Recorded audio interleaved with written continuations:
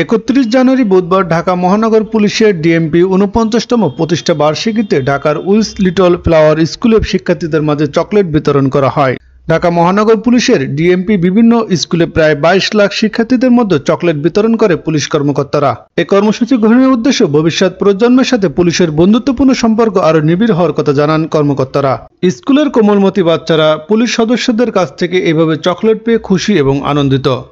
এদিকে তেজগাঁওয়ের সরকারি বিজ্ঞান কলেজে বিকেল ৩টায় ঢাকা মহানগরীর সকল স্কুল কলেজ শিক্ষার্থীদের সাথে চকলেট উৎসব আনুষ্ঠানিকভাবে উদ্বোধন করবেন স্বরাষ্ট্রমন্ত্রী আসাদুজ্জামান খান কামাল। অনুষ্ঠানে সভাপতিত্ব করবেন ঢাকা মেট্রোপলিটন পুলিশের কমিশনার হাবিবুর রহমান।